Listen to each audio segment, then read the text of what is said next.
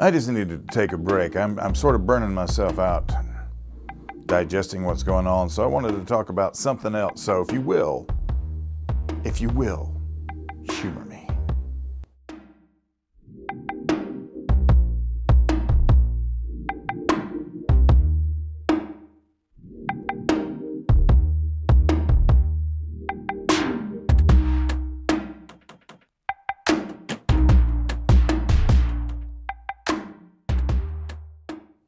So, greetings, YouTube, Rumble, Lock and Load Ninjas, interwebs at large. This video was supposed to be about me coming and telling you how I triumphantly had beaten my one thing that I always have happen with me in a Glock by putting an optic on it. You know, I just did a video about full optic adoption and dialing that in and being able to hit exactly what I want. I wanted to do that because I can do that with this gun, with the Chambers Custom Fat WMGC. Some would say this may be sort of a high bar to set, but as far as accuracy is concerned, I'm not so sure that's the case. It's not going to shoot like this, without a doubt. It's not going to shoot like this gun is at all. But that's beside the point. That was what I was, you know, put a Holosun 407C, had a craftsman named Buck Holly. He had it installed for him in his facility in Gainesville, Georgia. CNH Precision Weapon Systems. New trigger. This was supposed to be my moment of triumph. Let me explain why I wanted it to be that. I have left Glock before, maybe a couple of years ago. And when that happened, I was switching entirely to the Sig P320 platform. Then Sig took the guns, and when they decided that they were not drop safe, which I never have figured that part of it out, but you know what I'm talking about. You know that instance I'm talking about. When I sent mine to them, when they came back, whatever they did to them to repair them was sort of janky. So then when I started talking to Super Dave Harrington and he recommended the 5th gen to me, I think the 5th gen Glock 45 is the best Glock configuration they've ever had. However, one problem I have with any Glock, is I, like a lot of people out there, shoot low left. I shoot a nice fist-sized group. It's a good group. I mean, after a while, I'm just passing through. I'm not even touching paper. I'm just blowing past open air in that hole in the target. But with an optic on it, I'm wanting to incorporate marksmanship into what I do. So we tried to zero this thing the other day, and when we actually got it zeroed, and it was hitting great as long as I wasn't shooting it. And that's when a little light went off inside my head.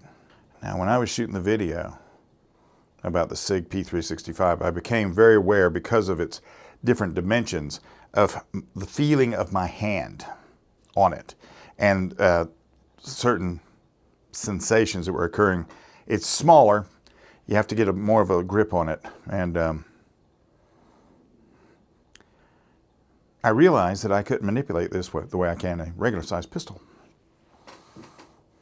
So I also realized that this little pistol was hitting more accurately than my optic installed, trigger installed Glock 45. My buddy Mark, which whenever I go to the range, most of the time it's at Mark's house, Mark Trippy's house, I handed it to him and it was hitting exactly where he wanted it to go on the G45. Then I put on my glasses. And I could see the target better, but I still wasn't hitting any better. And then I asked Mark to let me borrow his pistol and just to see.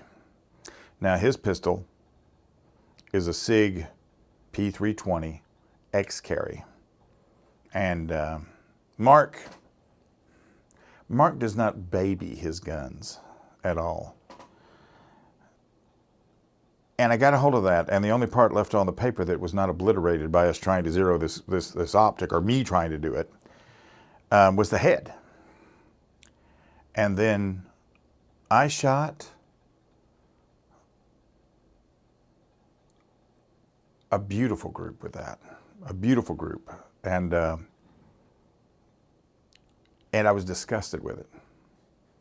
I was disgusted that I came to this realization that no matter what I do, that the Glock platform, I like the Glock platform because I got a lot of stuff for it, got a lot of holsters for it, I got a lot of accessories for it, and well,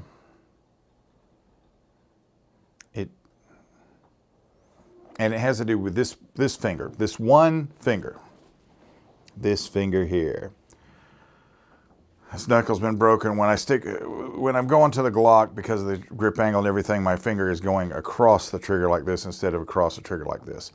It's just, and there's no way I can adjust that. Nothing I can do. I put a flat trigger on there. It's a grip angle. It's grip angle all day long. And then I got that steel-sided,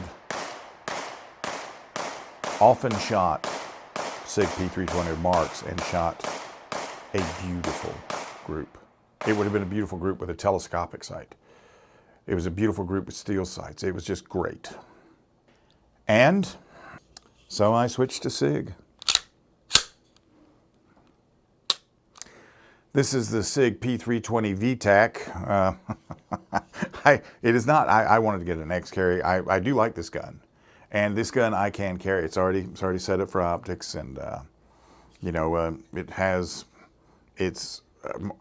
when I showed it to a few people, Mark Trippy, for example, said he liked the color, and I guess it's a good-looking gun. It sort of reminds me in its silhouette of an old Smith & Wesson 4506. But we're going to review this gun. We're going to run this gun. I'm looking for an X Carry right now, and then we're going to compare this to the CZs. I got to get another CZ P10C. And I've talked to the guys at CZ's because they're back on board with me for 2021. And that's what's coming. So not a lot of information, I know, but here we go. Once again, this is a different gun too. The one thing I'll say about Sig, they completely reset up this gun. I don't know to what degree they did it and what they did compared to the old ones. The VTAC is a completely different animal. It's almost like the straight trigger on it. Gosh, that's nice. That's absolutely nice. So, another gun to review. So, I hope you don't mind me taking a little time out of your day. I just wanted to share something to get out of this thing in my head right now that's going on as I'm looking at what's going on in the country today, and share a little bit with you. If you like this kind of content, and I hope you do, give me a thumbs up. Maybe think about subscribing, and hit the bell, the notifications bell for all. And yeah, that's all I got for you right now today. I'm out of here.